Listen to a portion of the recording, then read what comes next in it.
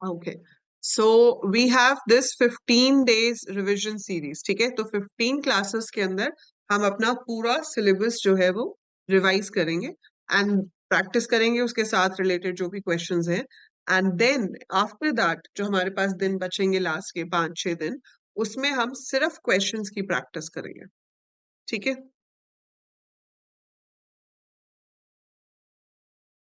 Fine, yes Raghav,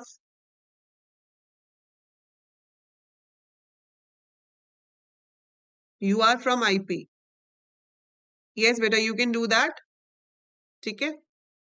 सो अभी हम CS की क्लास कर रहे हैं, आईपी की क्लास आज सुबह 11 बजे हो गई है। सो लाइव क्लासेस जो है ये 15 classes, these are free. But जो कोर्स है उसका पहले का कंटेंट आप यूज करना चाहते हो तो you can view it. I have just kept it for this much price, very nominal है ना, इतने का मार्गरीटा पिज्जा भी नहीं आता डोमिनोज और पिज्जा हट से, नॉट फ्रॉम अदर प्लेसेस। चलो फॉरगेट अबाउट दिस। तो अभी ये जो 15 डेज रिविजन क्लासेस है ये आपके लिए फ्री रहेंगी, बट जो बाकी क्लासेस हैं ऐप पे, those are the different things, ठीक है। ऐप पे आपको सारे सैम्पल पेपर्स भी मिल जाएंगे, पीवाई क्यूज भी मिल जाएंगे, पूरे साल जो हमारी लाइव क्लास सेशंस हुए हैं सबकी रिकॉर्डिंग्स मिल जाएंगी। So everything is available over there. अभी हम बात कर रहे थे सीएस की। तो सीएस का जो हमारा शेड्यूल रहेगा वो क्या रहेगा, 15 दिन है हमारे पास। एंड एज यू नो कि 40 मार्क्स का आपको पाइथन आता है, ठीक है। सो 40 मार्क्स का तो पाइथन है, बचा सिर्फ ये जो कि हमारा एसक्यूएल और कंप्यूटर नेटवर्क है। Fine, so this is for 30 marks. तो मोर देन 50% टाइम भी ऑब्वियसली हम पाइथन को देंगे। तो हम 15 दिन में से 9 दिन, 9 डेज और 8 डेज, 8 और 7, 2 दिन उसको, I think we are good to go for 9 days. 9 days चाहिए पाइथन को, ठीक है। सो 9 डेज हमें पाइथन में लगेंगे और 6 दिन हम अपना एसक्यूएल और सीएन को दे सकते हैं, ठीक है। सो आपके पास ये जो है इसके अंदर हम डे 1 जो कि आज है, इसमें आज हम शुरू करेंगे रिविजन टूर। बिल्कुल पाइथन शुरू से शुरू करेंगे, लूप वगैरह डिस्कस कर लेंगे। अगर जरूरत पड़ी तो डे 2 पे भी रिवीजन टूर करेंगे, अगर जरूरत नहीं पड़ी तो इट्स ऑल गुड, क्योंकि ये बेस क्लियर होना बहुत जरूरी है आगे की चीजें आने के लिए, ठीक है। फिर जब हमारा डे 3 होगा उसमें मैं आपको कराऊंगी functions. So we will do user defined functions क्या होते हैं और किस तरह के क्वेश्चंस आपको एग्जाम में उस पे पूछे जाएंगे। तो आपको जो क्वेश्चंस पूछे जाते हैं वो जनरली आउटपुट क्वेश्चंस होते हैं और एक आपको प्रोग्राम लिखने के लिए आता है फंक्शन के ऊपर, ठीक है। पाइथन के आउटपुट क्वेश्चंस की यूट्यूब पे पूरी सीरीज है, उसमें मैंने सिर्फ पाइथन आउटपुट क्वेश्चन ही कराने हैं आप, तो उसमें कम से कम 40-50 क्वेश्चंस मेरी कोशिश रहेगी कि मैं करा दूं। अगर आप वो अच्छे से कर लोगे तो you will be able to solve output questions properly.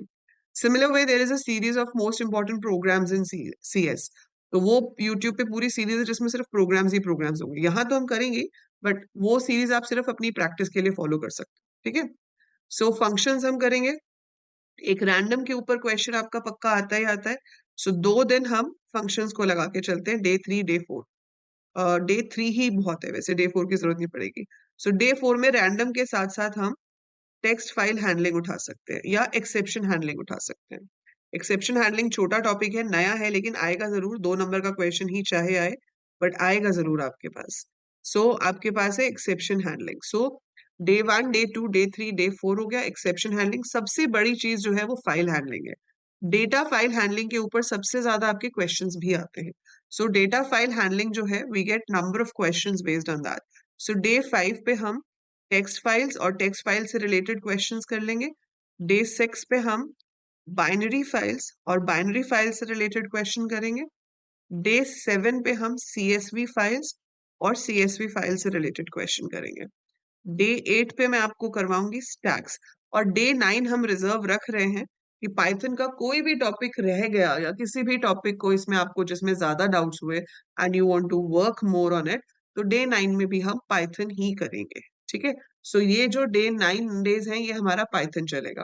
Day 10 से we will start with SQL. So day 10 से एसक्यूएल शुरू होगा। डे 10, डे 11, डे 12, डे 13, 4 दिन एसक्यूएल बहुत है। सो ये 4 डेज में हमारा एसक्यूएल कवर हो जाएगा और लास्ट के 2 दिन हम करेंगे कंप्यूटर नेटवर्क्स। हाँ, ठीक है पीयूष, ठीक है। सो ये सारा सिलेबस आपको सीयूईटी के लिए भी चाहिए, सीयूईटी में इसके अलावा कुछ एक्स्ट्रा भी चाहिए होगा तो वो मैं आपको बाद में बता दूंगी कि कैसे करना है, ठीक है। सो ये हमारा शेड्यूल रहेगा, 15 दिन में पूरा सिलेबस रिवाइज हो जाएगा इन डिटेल, और उसके बाद सिर्फ ताबड़तोड़ प्रैक्टिस, है ना। ये जितने क्वेश्चंस जितने पीवाईक्यूज कर सकते हो उतना ही बेस्ट होता है। मेरे बनाए हुए गेस्ट पेपर्स आपको मिलेंगे विद टॉपर्स आंसर शीट की पेपर प्रेजेंटेशन कैसी होनी चाहिए, that I will guide you, ठीक है। सो चलिए शुरू करते हैं बिना समय की वेस्टेज किए हुए। तो सबसे पहला चीज है आपके पास पाइथन में एक फेवरेट क्वेश्चन जो सीबीएसई हर साल देती है, वो होता है वैलिड आइडेंटिफायर, है ना। तो आपको दो चीजें याद रखनी है, एक तो पाइथन केस सेंसिटिव है, Python is a case sensitive programming language, है ना। तो जो चीज कैपिटल में है वो कैपिटल में ही लिखी जाएगी, जो चीज स्मॉल में है वो स्मॉल में ही लिखी जाएगी। एंड एक क्वेश्चन आपको एग्जाम में आता होता है कि बताओ इसमें से कौन सा वाला वैलिड आइडेंटिफायर है या कौन सा वैलिड आइडेंटिफायर नहीं है। आइडेंटिफायर क्या होता है? The name which we give to a variable. किसी भी वेरिएबल को हम जो नाम देते हैं उसे हम आइडेंटिफायर कहते हैं। Name you can give to a variable, name you can give to a function, name you can give to an alias. तो जहां पे भी आप नाम देते हो, जब आप नामकरण करते हो, तो उसे हम आइडेंटिफायर कहते हैं, because it is use to identify a particular thing, ठीक है। सो वो आपके पास जो है वो आइडेंटिफायर के कुछ रूल्स होते हैं। Can you name the rules?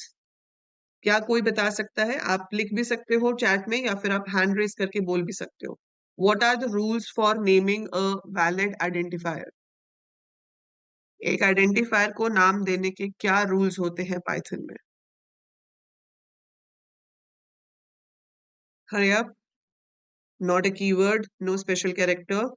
So only alphabets, digits, and one special symbol जिसका नाम है underscore is allowed. ठीक है, इसके अलावा हम कुछ नहीं यूज कर सकते। can't start with a digit, can't start, ठीक है। अंडरस्कोर से या अल्फाबेट से शुरू हो सकता है, डिजिट से नहीं हो सकता। सो can't start with a digit, it can start with an underscore, it can start with an alphabet. Case sensitive होता है, स्मॉल कैपिटल का डिफरेंस होगा। जो कीवर्ड्स हैं वो हम यूज नहीं कर सकते, so keywords can't be used. No spaces, no special symbols except underscore,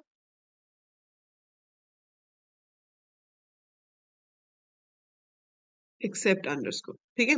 सो ये कुछ रूल्स हैं जिनको आपको ध्यान में रखना होता है। पाइथन में डेटा टाइप्स बताने की जरूरत नहीं पड़ती है। The moment you put a value, उसमें अपने आप वैल्यू चले जाती है।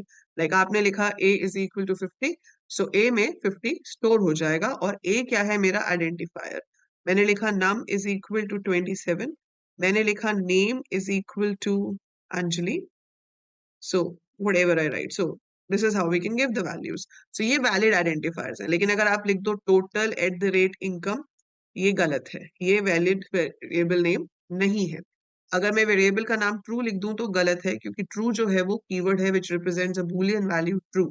सो ट्रू और फॉल्स नहीं ले सकते आप। इफ नाम का कीवर्ड जो है ये, इसको आइडेंटिफायर नहीं ले सकते, लेकिन अगर आपको ये दिया हुआ है तो ये अलाउड है। सो ये आप ध्यान रखोगे, दिस इज अलाउड, ठीक है। नम वन अलाउड है, फर्स्ट नम अलाउड नहीं है क्योंकि फर्स्ट लेटर डिजिट नहीं हो सकता। सो ये चीजें आपको ध्यान में रखनी है। तो आपको क्वेश्चन दिया जा सकता है कि इसमें से वैलिड बताओ। अब वैलिड में भी जब पूछते हैं ना तो कई बार ऐसे लिखा होता है।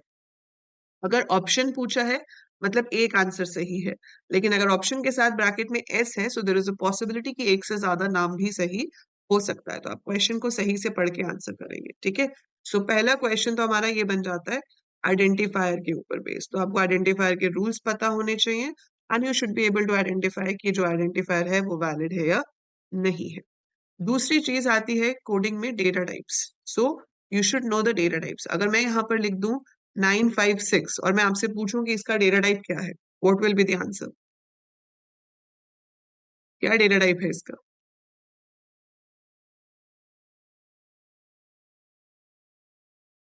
पीयूष, आयुष नहीं आया क्लास के लिए?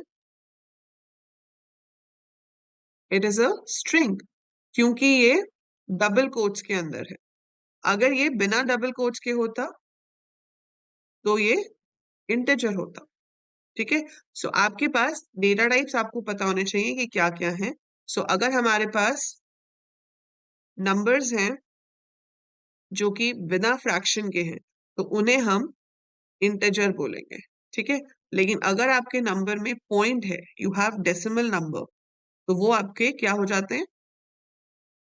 Floating point numbers. और जो स्ट्रिंग है उसमें कैरेक्टर्स हो सकते हैं, कैरेक्टर के साथ डिजिट्स भी हो सकते हैं। इसको आप सिंगल कोट्स में भी लिख सकते हो, डबल कोट्स में भी लिख सकते हो, और इवन ट्रिपल कोट्स में भी लिख सकते हो। वैसे ट्रिपल कोट्स में लिखने की जरूरत तब पड़ती है जब हमारे पास एक से ज्यादा लाइन हो स्ट्रिंग में, तो उस चीज को हम स्ट्रिंग कहते हैं। ठीक है। And we have a data type which can store true और false, and that data type is called Boolean data type.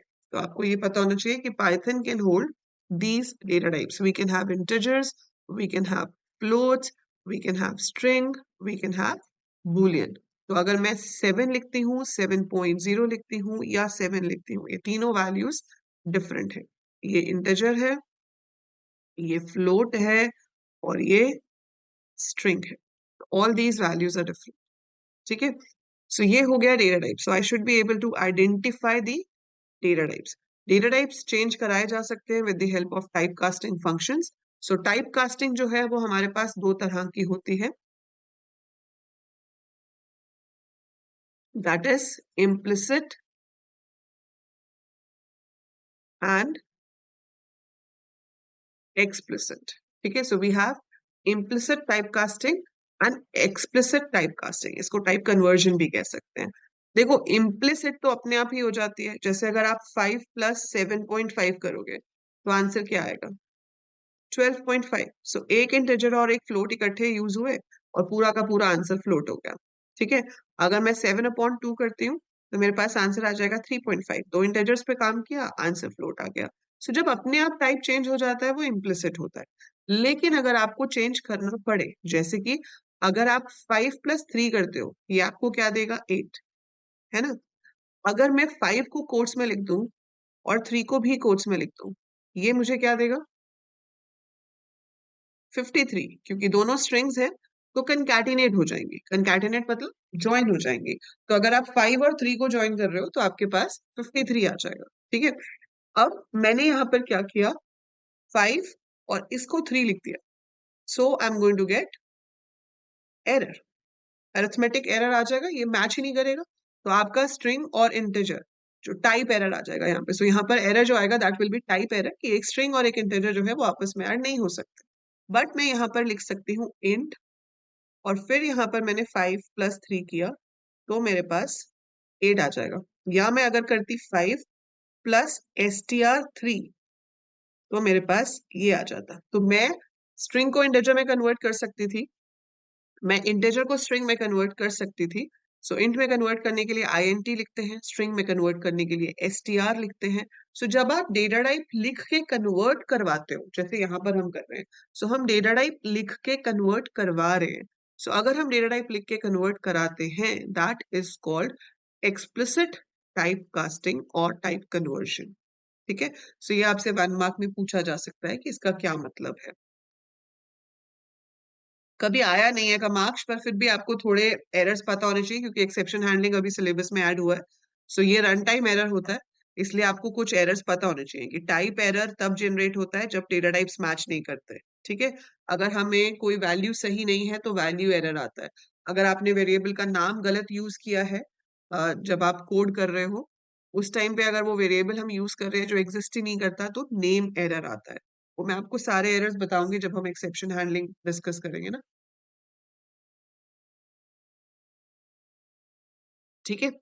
सो अभी टाइप कास्टिंग क्लियर है। जो अपने आप हो जाए वो इम्प्लिसिट, जो करनी पड़े उसे हम एक्सप्लिसिट टाइप कास्टिंग कहते हैं। सो ये आपको डेटा टाइप्स के बारे में पता होना चाहिए। सो आपको आइडेंटिफायर पता चल गया, डेटा टाइप्स पता चल गया, और उसके बाद नेक्स्ट टॉपिक जो आपको करना है वो है operators. So you have operators as your next thing.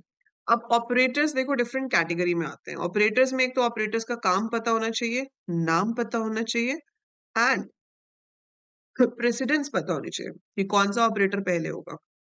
So arithmetic, relational, logical,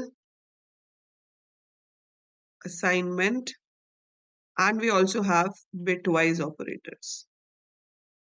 ठीक है, अब देखो इसमें आपके पास सबसे पहले आता है अरिथमेटिक ऑपरेटर्स। अरिथमेटिक ऑपरेटर्स में क्या क्या ऑपरेटर्स है हमारे पास? सबसे ऊपर है डबल स्टार, फिर है star slash double slash and percentage का साइन, फिर है प्लस माइनस। रिलेशनल में greater than, less than, greater than equal to, less than equal to, not equal to. Logical में प्रेसिडेंस वाइज अगर मैं लिखूं तो सबसे पहले नॉट, फिर एंड, फिर और। असाइनमेंट में इक्वल टू जो कि नॉर्मल असाइनमेंट ऑपरेटर है, फिर इसके शॉर्ट हैंड ऑपरेटर्स हमारे पास आ जाते हैं जिसमें आप किसी भी अरिथमेटिक ऑपरेटर के साथ इक्वल टू लगा सकते हैं। अब इन सबका क्या पर्पस है? सो डबल स्टार का पर्पस क्या है? Raise to the power. ठीक है, आपको जो 18 एमसीक्यूज आते हैं हर पेपर में, 18 मल्टीपल चॉइस क्वेश्चंस आएंगे, तो उसकी भी आपको रोज वीडियो मिल जाएगी यूट्यूब पे। ठीक है, I upload in the course also यहाँ पर, ताकि आप कोर्स में से भी देख सको बिना एड्स के, और यूट्यूब पे भी वो आपको मिल जाएगी, so you can watch anywhere, but that will help you to practice your multiple choice questions. ये मुझे याद आ गया इससे, क्योंकि अभी उसमें एक इवैल्यूएट वाला क्वेश्चन था, उसमें डबल स्टार यूज हो रहा था। तो अगर आपके पास कोई भी क्वेश्चन आता है, इवैल्यूएट का क्वेश्चन काफी बार पेपर में आता है, it's seen that it comes number of times.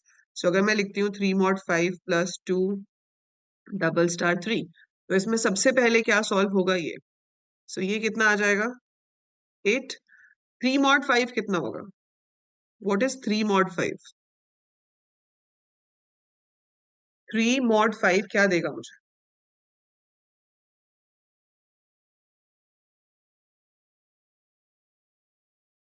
3। 3 mod 5 will give you 3, क्योंकि 3 छोटा है, डिवाइड तो हो ही नहीं सकता 5 से। डिवाइड हो ही नहीं सकता, तो वो पूरा का पूरा खुद ही रिमाइंडर हो गया। तो डबल स्टार का काम क्या है? एक्सपोनेंट। ये निकालता है raise to the power. Star क्या करता है? मल्टीप्लाई। स्लैश करता है डिवाइड। डबल स्लैश भी डिवाइड करता है। फर्क क्या है? 5/2 अगर हम करेंगे तो आंसर क्या आएगा? 2.5, है ना? सो सिंगल स्लैश जो है वो प्रॉपर डिवीजन करता है और पॉइंट्स में आंसर देता है, जबकि डबल स्लैश जो है वो प्रॉपर डिवीजन नहीं करेगा, वो आपको इंटीजर में आंसर देगा। सो 5 डबल स्लैश 2 से आपके पास क्या आएगा? सिर्फ 2। पॉइंट के बाद जो भी होगा वो उसको एक्सेप्ट ही नहीं करेगा। So it's 5 double slash 2 is equal to 2। ये आ गया मेरे पास। ठीक है, सो ये तो इन दोनों का डिफरेंस है कि सिंगल स्लैश का आंसर फ्लोटिंग पॉइंट नंबर होता है, डबल स्लैश का इंटीजर होता है, और अगर पीछे कुछ था बी पॉइंट तो उसको हम सीधे हटा देते हैं, उसको लेते ही नहीं है। एंड ये परसेंटेज साइन जो है, इसको मॉड्यूलस बोलो या इसको रिमाइंडर ऑपरेटर बोलो, इसका काम है रिमाइंडर कैलकुलेट करके देना। सो जब आप एक नंबर को डिवाइड कर रहे हो, लाइक 5 को 2 से डिवाइड कर रहे हो, 2 2 4, रिमाइंडर बचा 1। और यहाँ पर मैं 3 को 5 से डिवाइड कर रही हूँ, और 3 तो 5 से डिवाइड हो ही नहीं सकता क्योंकि छोटा है। छोटा है तो आपके पास 3 ही रिमाइंडर हो जाएगा। अगर यहाँ 3 की जगह 8 होता तो भी सेम ही आंसर आता। 8 mod 5 करोगे तो 8 को 5 से डिवाइड करके रिमाइंडर क्या बचता है? 3, तब भी यही आंसर आता। सो परसेंटेज साइन का मतलब है रिमाइंडर, और फिर है प्लस माइनस। अब यहाँ पे मैंने इन तीनों को अलग अलग लेयर में लिखा है। वो लिखने के पीछे रीजन है।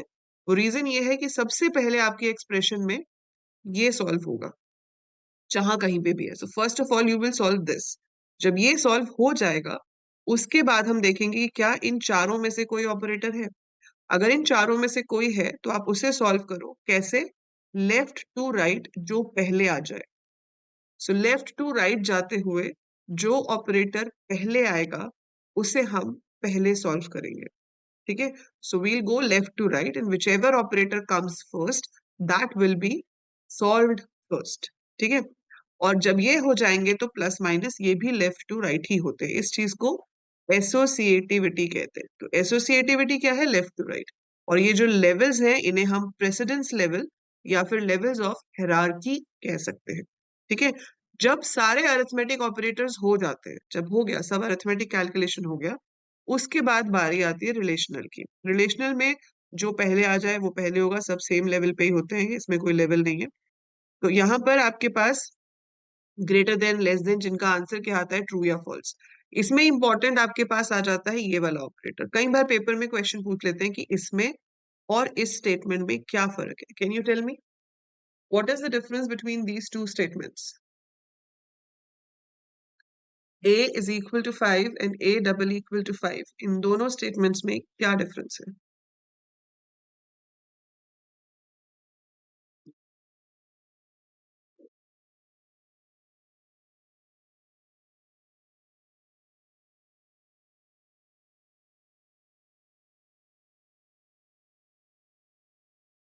सिंगल इक्वल टू, ये क्या है? असाइनमेंट। Very good कमाक्ष।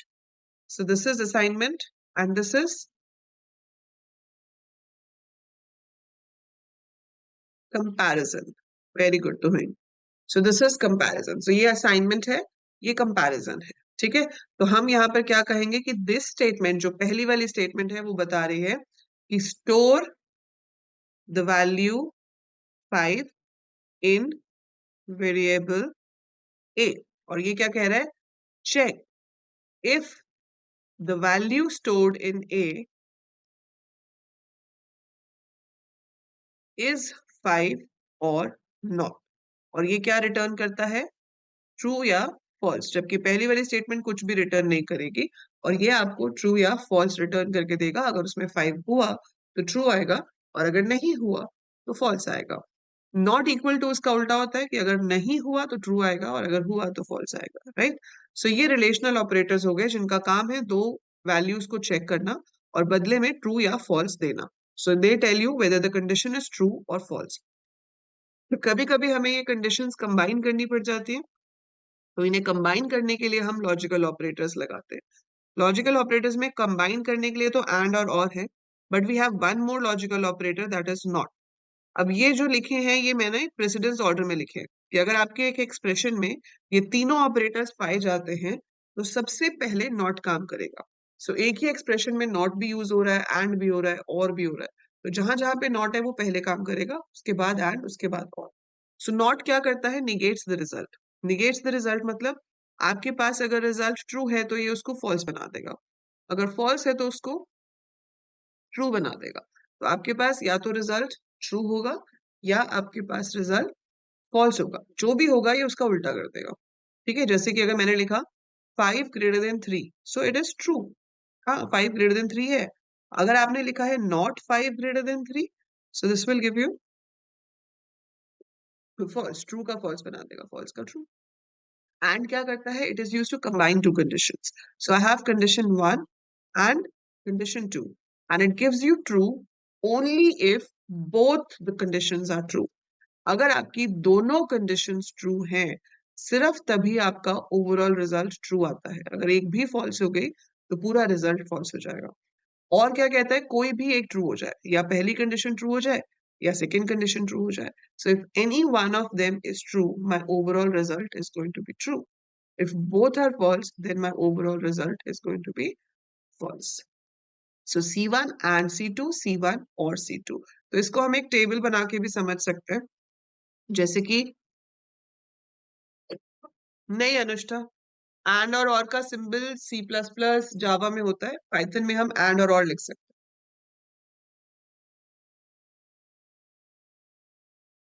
हैं। ये सिंबल्स यूज होते हैं दूसरी लैंग्वेजेस में, बट यहाँ पर आप वर्ड लिख सकते हो। सो मेरे पास मान लो दो कंडीशंस हैं। हो सकता है कि ये ट्रू हो, ये भी ट्रू हो सकता है ये ट्रू हो, ये फॉल्स हो सकता है ये फॉल्स हो, ये ट्रू हो, या फिर दोनों ही फॉल्स। अगर तो आप एंड कर रहे हो तो दोनों कंडीशंस ट्रू हैं तो ओवरऑल रिजल्ट ट्रू आएगा। एक भी फॉल्स हो गई so the result will be false. अगर आप और कर रहे हो तो दोनों में से कोई भी एक ट्रू हुई तो रिजल्ट ट्रू आएगा, otherwise the result will be false। So if I write 10 greater than 7 and 12 minus 3 less than 10, so इसका आंसर क्या आएगा? सबसे पहले क्या सॉल्व होगा? अरिथमेटिक। है ना?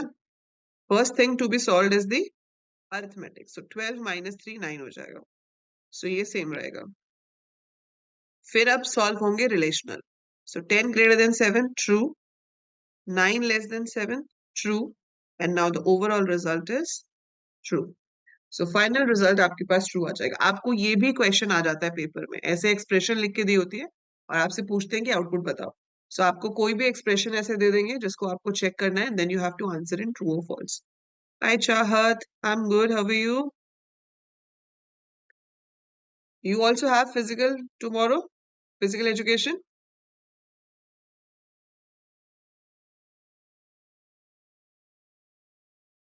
So कल हम सुबह 12 बजे क्लास नहीं रखेंगे, कल का टाइम शाम का होगा। I'll confirm you the timing क्योंकि many students have physical education tomorrow. C1 and C2. Yes बेटा, देखो आपके पास जो and और है, and का मतलब क्या होता है कि मुझे ये भी चाहिए and मुझे ये भी चाहिए, I need both the things. So वो आपको ट्रू कंडीशन सिर्फ तभी देता है जब दोनों कंडीशंस ट्रू होती है, ठीक है?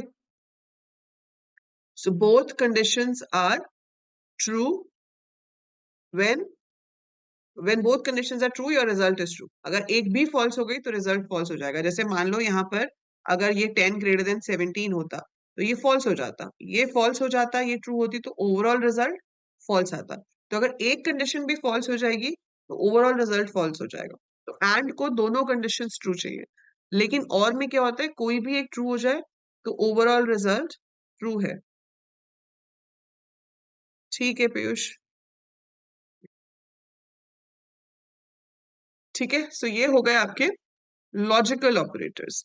असाइनमेंट ऑपरेटर्स में we have this equal to sign. Equal to sign क्या करता है, लेफ्ट हैंड साइड पे वेरिएबल होता है, राइट हैंड साइड पे वैल्यू होती है। सो ये वैल्यू हमेशा इस तरफ जाती है। आप a इज इक्वल टू 10 लिख सकते हो, लेकिन 10 इज इक्वल टू a नहीं लिख सकते, this is wrong, that will be a wrong statement, ठीक है? सो इस तरफ वैल्यू जाती है। We have a thing called augmented assignment. Augmented assignment में क्या होता है, ऑग्यूमेंटेड असाइनमेंट इज लाइक कि आपने क्या किया, आपने लिखना है a is equal to a plus 10। अब हम थोड़े आलसी किस्म के लोग हैं, है ना, कह रहे कौन a को दोबारा से लिखे, तो आपके लिए ये ऑपरेटर बना दिया गया कि आप दोबारा मत लिखो, आप a प्लस इक्वल टू 10 लिख दो। तो इसका क्या मतलब है, पहले a में 10 को ऐड करो और फिर उसी में ही रिजल्ट को भी स्टोर करा दो। सो पहले 10 ऐड होगा ए में, जो आएगा वही ए में वापस स्टोर भी हो जाएगा। सो ये ए और 10 के बीच में ये दोनों ऑपरेशन परफॉर्म करेगा, पहले प्लस और फिर असाइनमेंट। सो ये तरह तरह से शॉर्ट हैंड आप कह सकते हो उसका हो गया। तो इसे हम टेक्निकली ऑग्यूमेंटेड असाइनमेंट कहते हैं, but this is the meaning of this particular statement, ठीक है? सो आप इस तरीके से लिख सकते हो। अब एक बार क्वेश्चन आया था हमें पेपर में, जो कि आपका बिटवाइज ऑपरेटर के ऊपर बेस्ड था। सो वी नॉट श्योर कि बिटवाइज पे आपसे पूछा जाएगा या नहीं, बट आपको आना चाहिए। इसमें सबसे जो पूछा, जो पेपर में क्वेश्चन आया था वो ये था, आपके पास ये टाइल साइन था और कुछ भी नंबर दिया हुआ है, आपको बोलेंगे इसका आउटपुट बताओ, ठीक है? अब देखो, इसका आउटपुट निकालने के लिए आपको एक बेसिक सी चीज याद रखनी है। वो बेसिक सी चीज क्या है कि 17 प्लस 1 साइन आपको निगेट कर देना है। मतलब अगर आप n का टाइल्ड निकाल रहे हो तो इसका जो आंसर होगा वो होगा माइनस एन प्लस 1। तो अगर मैं 17 का निकाल रही हूँ तो 17 प्लस 1 इज 18 और माइनस है तो माइनस 18 आपका आंसर आ जाएगा। अगर आप यहाँ पर माइनस 23 का निकाल रहे होते तो आप लिखते minus minus 23 plus 1। Minus 23 plus 1 is minus 22, है ना? So minus of minus 22 is positive 22, वो आपका आंसर आ जाता। So this has been asked like 2 साल पहले, तो ये पूछा गया था, सो आप रिस्क नहीं ले सकते हो। सो ये आपको फॉर्मूला याद रखना है कि टाइल ये बेसिकली कॉम्प्लीमेंट्स होते हैं। आपको याद होगा आपने 11th में पढ़ा था, वंस कॉम्प्लीमेंट होता है, हम बिट्स के बीच में एंड ऑपरेशन परफॉर्म कर सकते हैं, डेसिमल टू बाइनरी कन्वर्ट करते हैं, बाइनरी टू डेसिमल, है ना?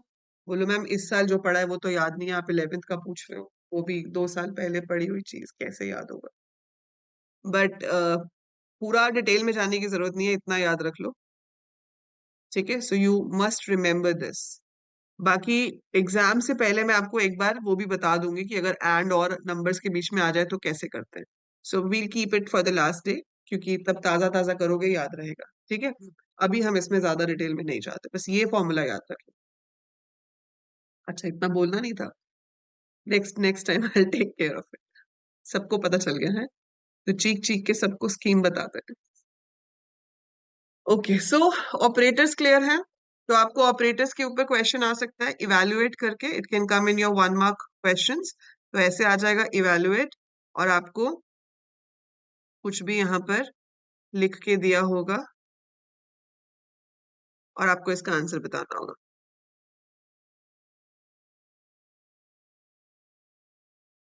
इसका आंसर क्या होगा बताओ।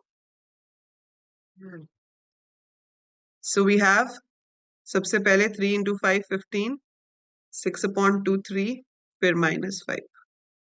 सो this will be 7। 15 - 3 12, 12 - 5 7। So this is how we can solve this, ठीक है। सो इस सब के बाद अब आपके पास आ जाता है बेसिक प्रोग्राम्स। सो जब हम बेसिक प्रोग्राम्स करते हैं, वी नो कि इनपुट की हेल्प से रीड होता है। आप लिखते हो a is equal to input, enter a value, और प्रिंट की हेल्प से प्रिंट होता है, ठीक है। अब इसमें भी कुछ बहुत छोटी छोटी चीजें हैं जो आपको पता होनी चाहिए। फर्स्ट थिंग, जो वैल्यू इनपुट फंक्शन रीड करता है वो बाय डिफॉल्ट किस डेटा टाइप की होती है? What is the data type of the value read by input function by default?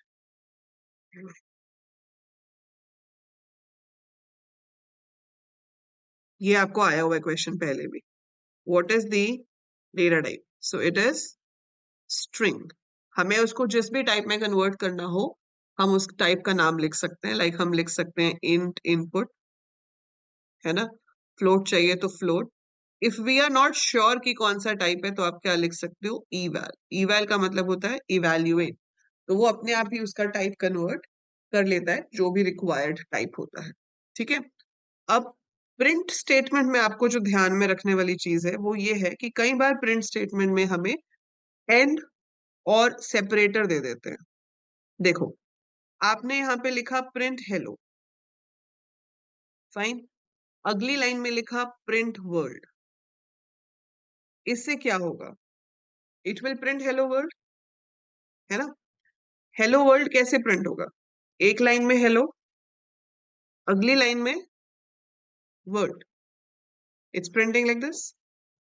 अगर मैं लिखूं print hello comma and is equal to hyphen, और फिर मैं लिख दूं प्रिंट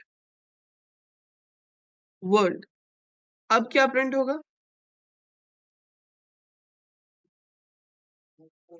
अब क्या प्रिंट होगा?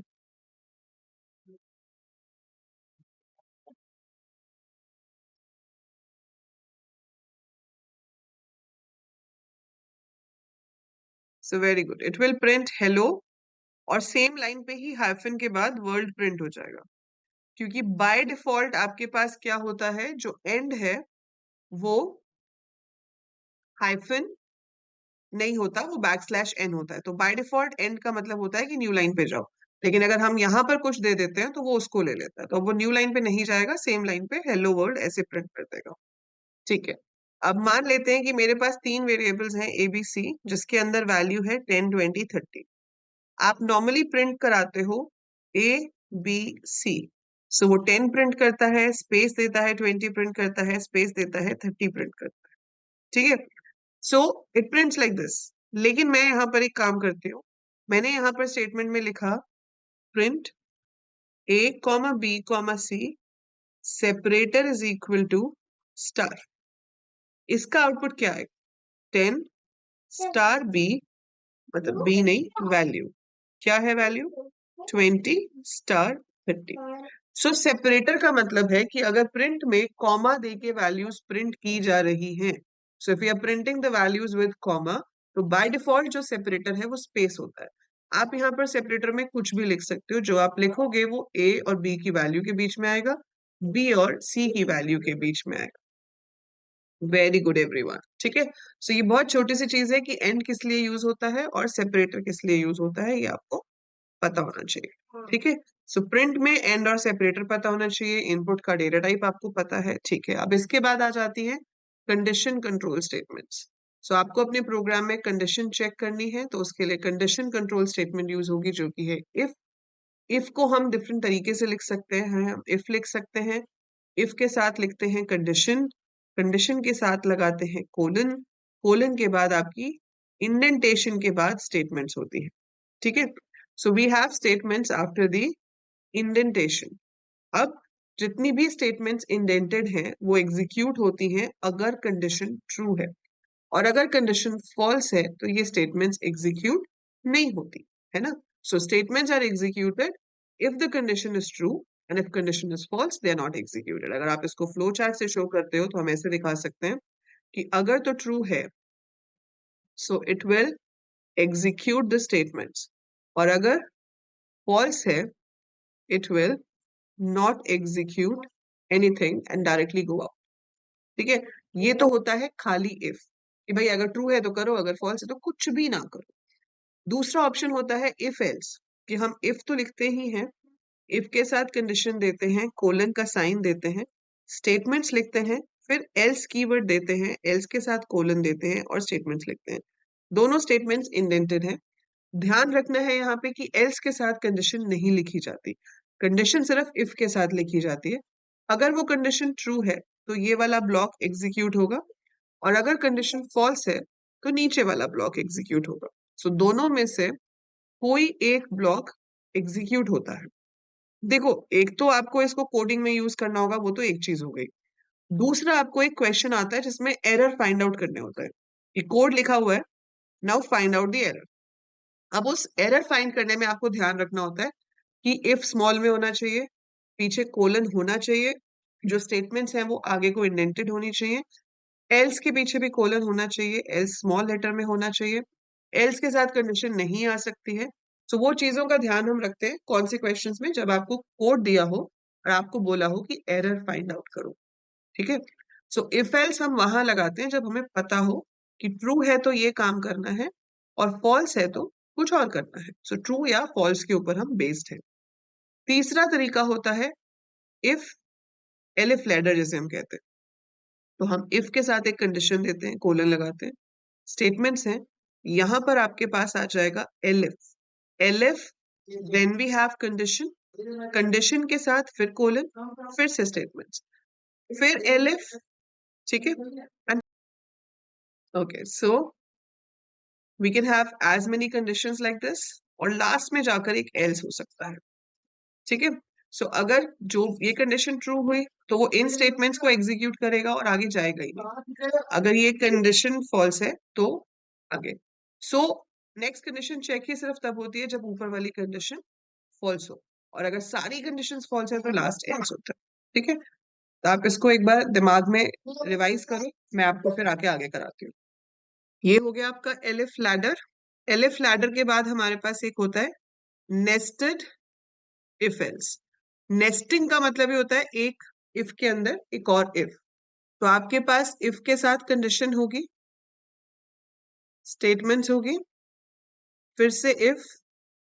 अब ये अंदर वाला इफ सिर्फ तभी चेक होगा जब बाहर वाला इफ ट्रू होगा। सो inner if is checked only if the outer if is true. ठीक है, अब आपको इफ वगैरह कोडिंग में लिखने की जरूरत कहाँ पड़ती है, जैसे आपको फाइल हैंडलिंग का क्वेश्चन आएगा कि डिस्प्ले करो वो सारे स्टूडेंट्स जिनके मार्क्स 80 से ज्यादा है, तो आपको वहां पे कंडीशन लगानी पड़ेगी।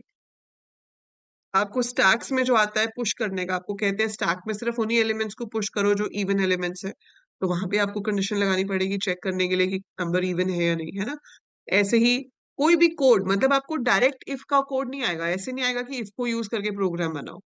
ठीक है, बट आपको जो प्रोग्राम्स आएंगे फंक्शंस वाले, फाइल हैंडलिंग वाले, स्टैक वाले, उसमें आपको इफ लगाना ही पड़ेगा, क्योंकि उन्होंने कोई ना कोई कंडीशन मेंशन की होगी, और वो कंडीशन आपको कोड में चेक करनी होगी, तो आपको वहां पर इफ लगाना होगा। पर डायरेक्ट ऐसे नहीं आता कि भाई ग्रेटेस्ट ऑफ 3 नंबर का प्रोग्राम बना दो जैसे आप 11th में करते थे, वो नहीं होगा। बट यस, जो भी प्रोग्राम आएगा उसमें कोई ना कोई कंडीशन तो जरूर होगी, और उस कंडीशन में आपको इफ लगाना ही पड़ेगा, to get your desired result.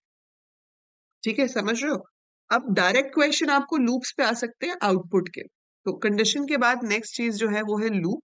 Loop को हम रेपिटेशन कंट्रोल भी कहते हैं या फिर आइटरेटिव स्टेटमेंट्स भी बोलते हैं। तो आप इसको रेपिटेशन बोलो या आइटरेशन बोलो, और सिंपल वर्ड में आप इसे लूप्स बोलो।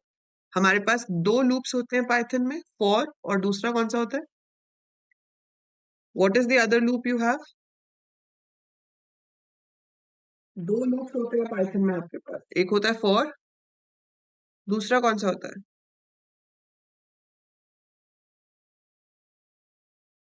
वाइल। Very good. सो दोनों स्मॉल लेटर्स में लिखने हैं आपको, ये कीवर्ड्स हैं फॉर एंड वाइल। ठीक है। सो फॉर जो है that is also called as auto increment loop, क्योंकि ये रेंज के हेल्प से चलता है। तो रेंज नाम का फंक्शन है जो हम यूज करते हैं, और उसकी हेल्प से हमारा फॉर लूप काम करता है। So it is called auto increment loop. जबकि वाइल जो है वो आपका ऑटो इंक्रीमेंट लूप नहीं है। ठीक है। वाइल पे हमें खुद से वैल्यू चेंज करनी पड़ती है। ऑटो इंक्रीमेंट का मतलब क्या है कि जैसे मैं पाइथन प्रिंट करना चाहती हूँ 5 बार, तो फॉर लूप से आप कैसे कर सकते हो? फॉर ए इन रेंज 5, और मैंने यहां पर क्या कर दिया? Print Python. सो ये लूप, वही एक्सप्लेन कर रही हूँ बेटा, डिफरेंस ही बता रही हूँ आपको। So for a in range 5 print Python. So ये क्या करेगा? ए इन रेंज 5 का मतलब है ये लूप 5 बार चलेगा। 5 बार चलेगा और 5 बार प्रिंट करेगा पाइथन पाइथन पाइथन। अगर मैं यहाँ पर ए की वैल्यू को प्रिंट करा के देख लूं, तो ए में बाय डिफॉल्ट पहले क्या आएगा? 0, फिर 1, फिर 2, फिर 3, फिर 4। तो यहाँ पर फॉर लूप यूज करने के लिए आपको इस रेंज फंक्शन को समझना बहुत जरूरी होता है कि ये रेंज कैसे काम करता है। तो ये रेंज मैं आपको एक्सप्लेन करती हूँ, पर पहले मैं आपको डिफरेंस बता देती हूँ। अब यहाँ पर आप देख रहे हो मैंने कहीं पे लिखा है क्या a is equal to a+1? Have I written it anywhere? नहीं लिखा ना। अगर मैं ये सेम काम वाइल से करना चाहती तो मैं कुछ इस तरह से करती।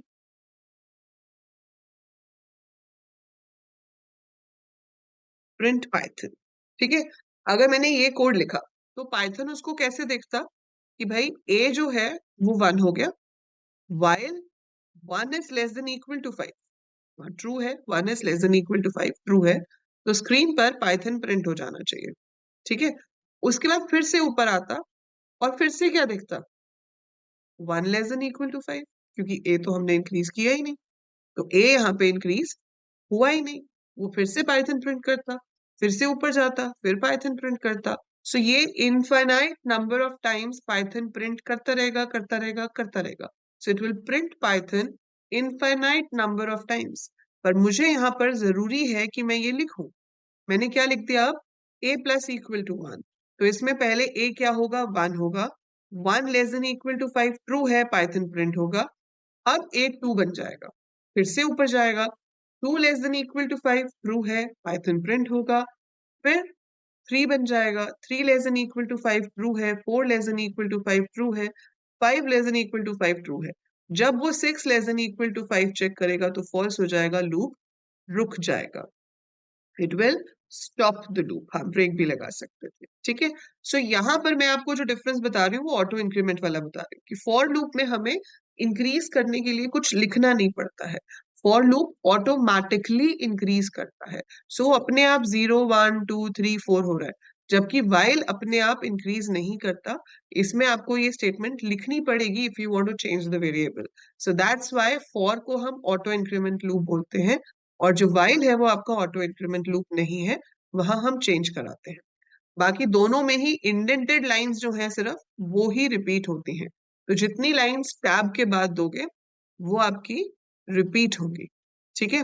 और जो रेंज फंक्शन आप फॉर में लगा रहे हो उसमें हम 3 चीजें दे सकते हैं। हम दे सकते हैं start, comma stop, comma step. तो अगर उसमें सिर्फ एक ही वैल्यू दी जाती है तो वो स्टॉप मानी जाती है। जैसे कि अगर आपने एग्जाम्पल रेंज 5 दिया था अभी, तो ये नंबर्स जनरेट करेगा 0 से लेकर 4 तक। ये जो नंबर आप देते हो स्टॉप में वो कभी भी इंक्लूडेड नहीं होता। वो कभी भी आपकी लिस्ट में जनरेट होकर नहीं आएगा। So range 5 will start from 0 by default, 0 1 2 3 4 आ रहा है।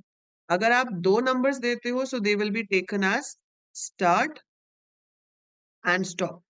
ठीक है, स्टेप बाय डिफॉल्ट 1 होता है। सो अगर मैंने लिख दिया 2,7, सो इट विल स्टार्ट फ्रॉम 2, 2 3 4 5 6, 7 नहीं आएगा। सो ये 2 3 4 5 6 के लिए चलेगा। ठीक है, बाय डिफॉल्ट स्टेप 1 है, इसलिए ये नंबर्स एक एक के गैप पे आ रहे हैं, 2 3 4 5 6।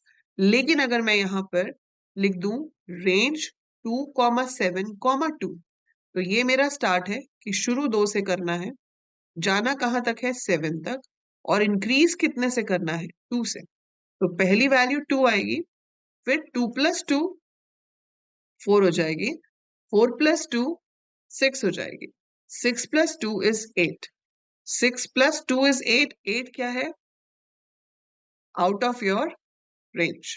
ठीक है, सो 8 is out of the range, तो वहां पर नहीं जाएगा। तो ये लूप आपका 3 बार चलेगा। अगर मैंने लिखा होता 2 7 3, 2 7 3, तो ये 2 के लिए चलता, फिर 2 प्लस 3 5 हो जाता, 5 plus 3 is 8, that is outside the range, तो वो 2 ही बार चलेगा 2 और 5 के लिए। अगर आपको नेगेटिव में लेना है तो आप नेगेटिव में भी ले सकते हो। जैसे आपने लिखा 8 5 -1, तो आप हमेशा हायर नंबर से शुरू करोगे, लोअर तक आओगे अगर आप नेगेटिव में जा रहे हो तो। सो इट इज 8 5 -1, तो पहले क्या आएगा 8, फिर 7, फिर 6, 5 आएगा। 5 आएगा क्या यहाँ पे? 5 नहीं आएगा, है ना। सो 5 नहीं आएगा क्योंकि वो आपका एंडिंग लिमिट है, और एंडिंग को हम कभी भी बीच में नहीं लेते हैं। सो ये रेंज डिसाइड करता है कि किन वैल्यूज के लिए लूप चलेगा, और जितनी वैल्यूज आ रही हैं उतनी बार आपका लूप जो है वो काम करता है। It works for that many times. Is that clear? फिर इन लूप्स में आपके पास 3 कीवर्ड्स और आते हैं। ठीक है, लूप्स पे आपको जनरली क्वेश्चन क्या आएगा कि आपको लूप लिख के दिया होगा और आपको उसका आउटपुट बताना होगा। ठीक है, सो लूप लिखा होगा, you have to tell the output. So pass, break and continue, ये 3 कीवर्ड्स हैं जो हम लूप्स में यूज कर सकते हैं। फाइन। पास क्या है? It's a non executable statement. मतलब कभी आपको कहीं फिलर्स लगाने होते हैं ना, जैसे कुछ एग्जीक्यूट नहीं करना लेकिन स्टेटमेंट लिखने की जरूरत पड़ रही है, तो आप पास लिख सकते हो। पास का मतलब है कुछ मत करो, आगे चले जाओ। ठीक है, so pass is kind of no operation statement या नॉन एग्जीक्यूटेबल स्टेटमेंट, कि जब पास आता है तो वो कुछ भी नहीं करता। जैसे मैं आपको कह रही हूँ कि आ, हाँ, जैसे मैं आपको कहती हूँ कि अगर नंबर ऑड है तो प्रिंट कराओ, तो आप क्या कर सकते हो, if num mod 2 is equal to 0, मतलब अगर तो वो इवन है तो पास, एल्स प्रिंट करा दो। मतलब अगर इवन है तो कुछ नहीं करो, अदरवाइज प्रिंट करा दो। ठीक है, पर इसको हम अलग तरीके से भी लिख सकते थे। इसको तो हम ऐसे भी लिख सकते थे कि if num mod 2 is equal to 1, मतलब वो ऑड है, अगर रिमाइंडर 1 आता है तो वो ऑड है, तो उसको प्रिंट करा दो। सो आंसर इससे भी वही आता, इससे भी वही आएगा। तो एज अ प्रोग्रामर आपके ऊपर है कि आप कैसे लिखना चाहते हो। बट अगर कभी मुझे ऐसे फिल करना हो बस स्पेस, उसका कोई मीनिंग नहीं है, you just want to fill that space, कि वहां खाली नहीं छोड़ सकते, कुछ तो लिखना है। तो जब खाली नहीं छोड़ सकते, कुछ तो लिखना है, तो वहां पर पास लिख सकते हैं। पास लिखने से कुछ भी नहीं होता, बस अगली स्टेटमेंट पे चला जाता है। तो जहां पे पास लिखा है कुछ नहीं होगा, it will go on to the next statement जो भी पास के बाद लिखी हुई है। ठीक है, so pass means nothing is to be done. Break क्या करता है? It terminates the current loop. ठीक है, इस बार के सीबीएसई सैंपल पेपर में आपको ट्रू फॉल्स था कि जो ब्रेक है क्या वो सारे लूप टर्मिनेट कर देता है? तो नहीं, ब्रेक जो है वो जिस लूप के अंदर है, जो उसका करंट लूप है जिसमें वो काम कर रहा है, वो सिर्फ उसको टर्मिनेट करता है। हमारे पास लेबल्ड ब्रेक भी होते हैं। लेबल्ड ब्रेक में हम ब्रेक के आगे नाम दे सकते हैं कि किस लूप से बाहर आना है, वो अलग चीज हो जाती है। बट नॉर्मल ब्रेक स्टेटमेंट सिर्फ उसी लूप को ब्रेक करती है जिसके अंदर वो यूज हुई होती है, तो उसके बाद वो लूप काम ही नहीं करता। कंटिन्यू भी टर्मिनेट करता है लेकिन सिर्फ करंट साइकिल को. So it terminates the current cycle of the loop and goes for the next cycle. मैं आपको एक्सप्लेन करती हूँ एग्जाम्पल के साथ. ठीक है, मान लो मैंने यहां पर एक कोड लिखा. ये कोड है for practice Kamaksha for num in range 1, 10. ठीक है, और मैंने यहां पर चेक किया कि if num mod 3 is equal to 0, then what should we do? Break. और मैं यहां पर प्रिंट करवा रही हूं num को. ठीक है, सेम कोड मैंने फिर से लिखा for num in range 1, 10 if num mod 3 is equal to 0 तो कंटिन्यू, और फिर प्रिंट num. देखो ये वाली जो रिवीजन क्लासेस हो रही है Kamaksh, don't miss any of these. ठीक है, फिर जब आपका लास्ट इकोनॉमिक्स का पेपर है, बिजनेस स्टडीज का, जब वो हो जाएगा, कब है? 27th को. 27th को है ना?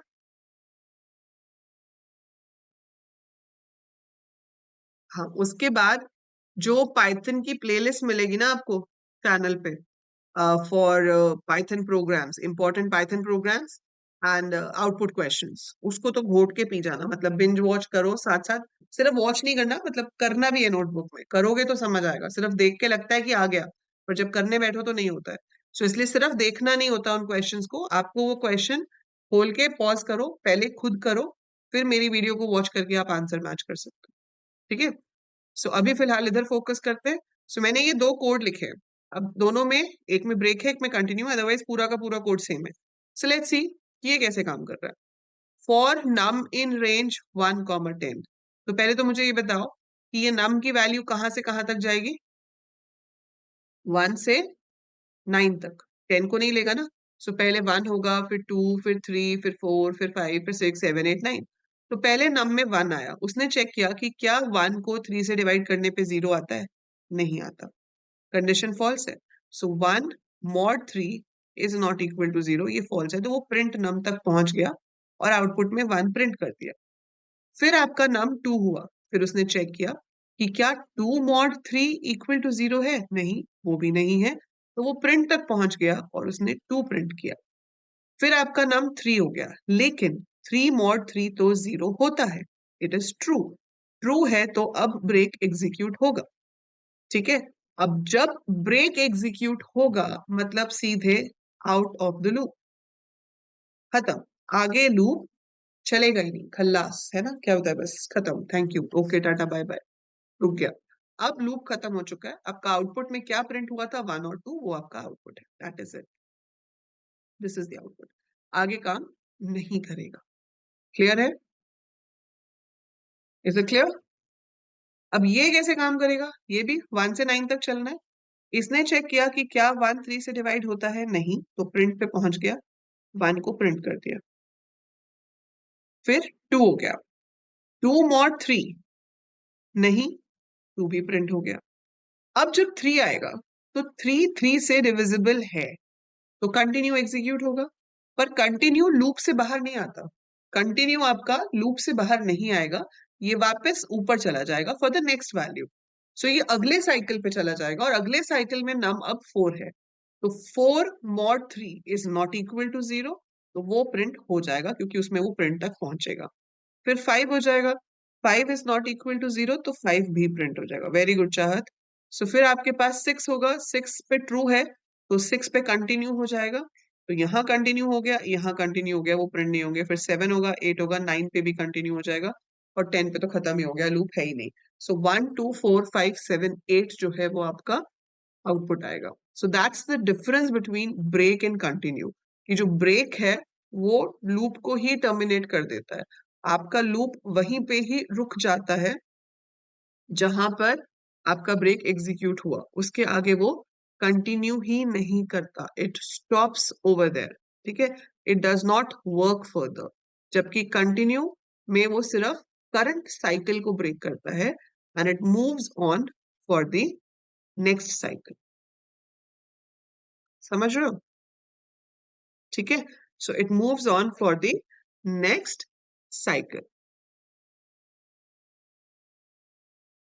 सो दैट इज द डिफरेंस। बाकी इन क्वेश्चंस की आपको प्रैक्टिस करनी पड़ेगी, और वो प्रैक्टिस कौन कराएगा? ऑब्वियसली मैं ही कराऊंगी। ठीक है, तो मैं आपको वीडियो देती हूँ जिसमें हमने ये वाले क्वेश्चंस जो हैं वो किए हुए हैं काफी सारे। सो वो आप देखो। अभी मैं आपसे कुछ क्वेश्चंस पूछती भी हूँ, just give me 1 minute, I will ask you some questions. Okay, so let's have some questions based on if else and loops. ठीक है, सो पहले फॉर लूप के कर लेते हैं।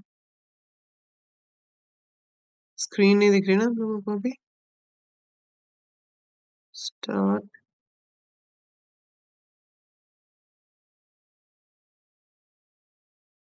से। इसमें पोल आएगा।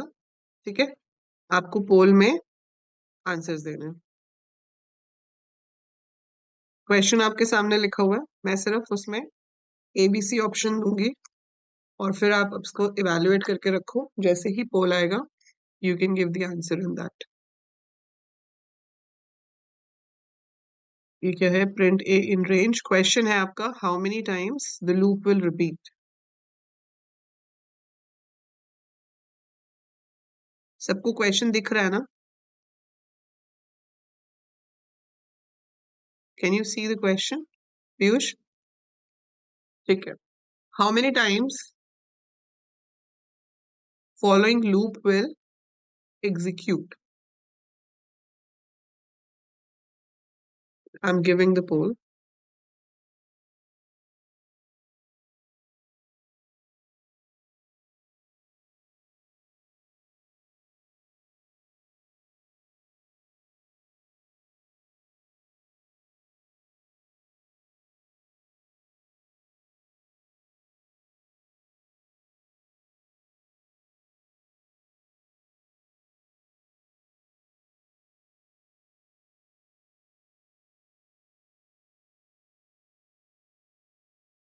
5 seconds left.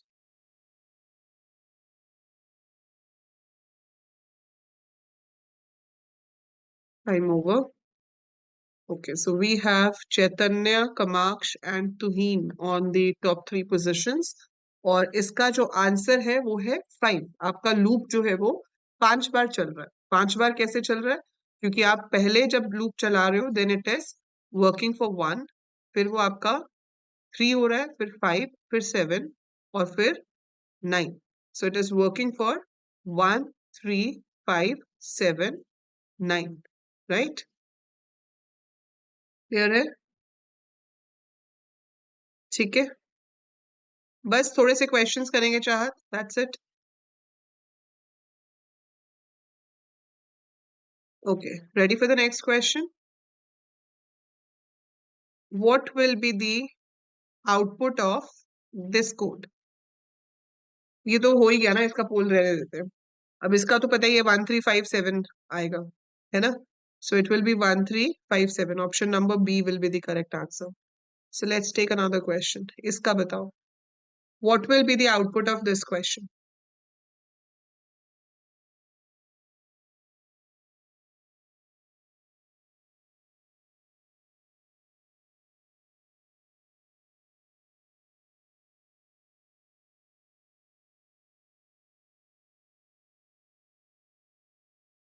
जो लोग इस पे इसको यूट्यूब पे देखेंगे बाद में, सो आपको तो दिख रहा होगा कि मैं पोल में क्या सही आंसर सेलेक्ट कर रही हूँ, बट आप उससे पहले कमेंट्स में लिख सकते हो कि आपका आंसर क्या है। And if you want to attend the live classes तो आप डाउनलोड कर लो, फ्री क्लासेस हैं 15 दिन। तो आप ऐप पे आके इस क्विज को लाइव कर सकते हो विदाउट सीइंग इन एडवांस की आंसर्स क्या है। So here is your poll for this question.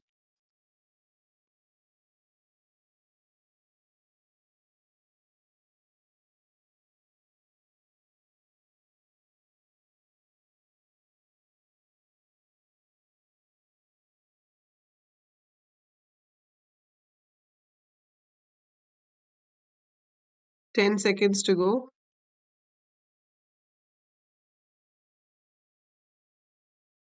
जल्दी करो भाई, सिर्फ 6 लोगों ने आंसर दिया है। क्या हो गया? 5 people did not attempt it. How?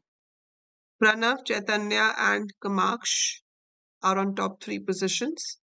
And इसका जो आंसर है वो है ऑप्शन नंबर बी। आप 6 से शुरू कर रहे हो तो आपके पास लूप में क्या होगा?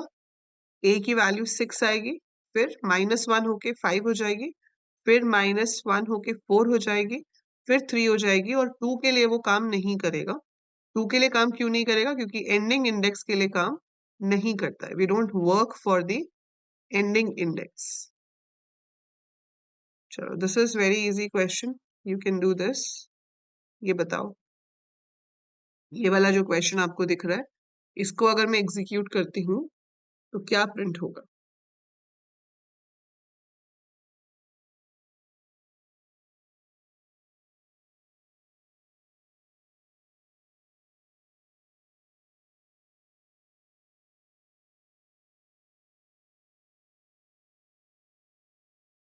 एंड हियर इज योर पोल।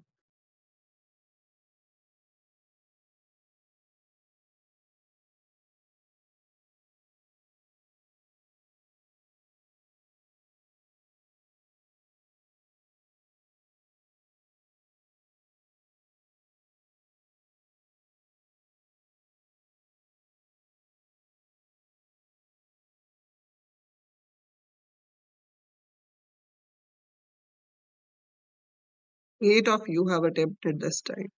4 लोगों ने अभी भी अटेम्प्ट नहीं किया। इतने मुश्किल क्वेश्चन तो नहीं है। प्रणव, कमाक्ष एंड तुहीन स्टिल ऑन टॉप 3 पोजीशंस। नहीं हर्ष, 15 डेज का रिवीजन है, उसके बाद पीवाई क्यूज और सैंपल पेपर करेंगे। आज अभी मैंने प्लान बताया था पूरा कि 15 दिन में सिलेबस कैसे रिवाइज होगा। So syllabus revision we will do in 15 days, and after that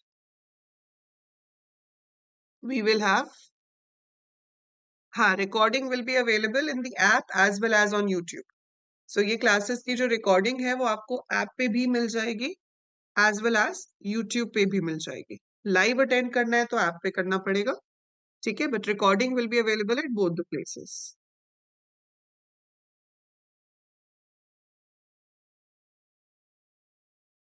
yes कमाक्ष।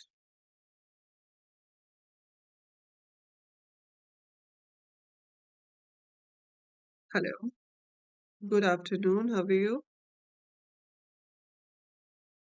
मैं बढ़िया, बताइए। सीईटी के बारे में पूछ रहे हो? हम्म। सीयू सीईटी तो देखो, आईपी यूनिवर्सिटी से अगर देख रहे हो तो बीसीए के लिए सीईटी ही करना पड़ेगा, सीयूईटी से नहीं होगा।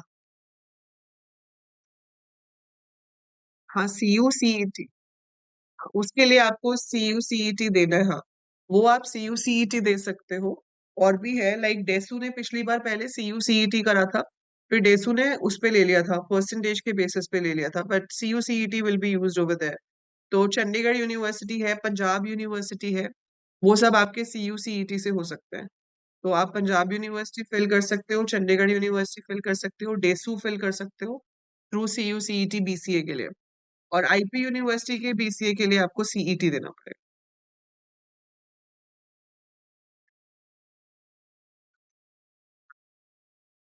Delhi entrepreneurship and skill development university है। तो जो बीसीए के बहुत अच्छे कॉलेजेस हैं, गवर्नमेंट कॉलेजेस, जैसे अम्बेडकर है और भी दो चार हैं, वो सब अब पहले आईपी के अंडर, सॉरी, आईपी के अंडर आते थे, पर अब वो डेसू के अंडर आते हैं।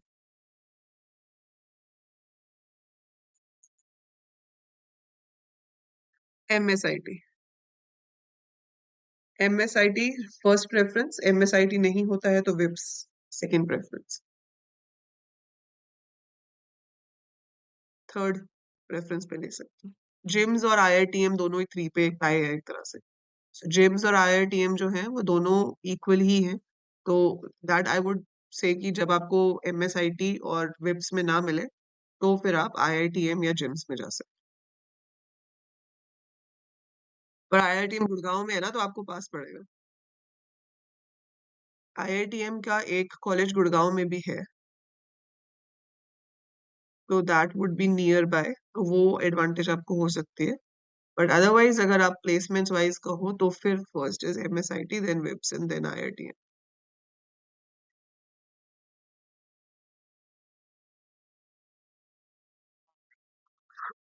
हाँ। हम्म।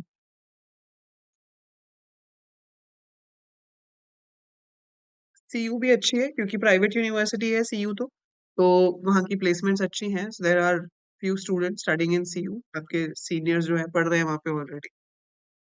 तो it's a good university, but private है वो, मतलब it's not even semi public, it's totally private university. But से बाकी एक्सपेंसेस तो इसमें भी सेम ही है, आईपीयू में भी ऑन एवरेज 1 ईयर का आपको 1 लाख पे करना ही पड़ता है, उतना ही सीयू में थोड़ा थोड़ा सा फर्क होगा, ज्यादा फर्क। हाँ। ओके। यस चार पिछले साल कंप्यूटर वाला सेक्शन सीईटी का कुछ ज्यादा ही आसान था। इतना आसान भी नहीं आता हर साल, so you have to be prepared for everything. So चलो, that is it for today. कल की क्लास का टाइम मैं बता दूंगी, अदरवाइज रोज 12 बजे होगी, बट नॉट फॉर टुमारो क्योंकि कल फिजिकल एजुकेशन का एग्जाम है, ठीक है।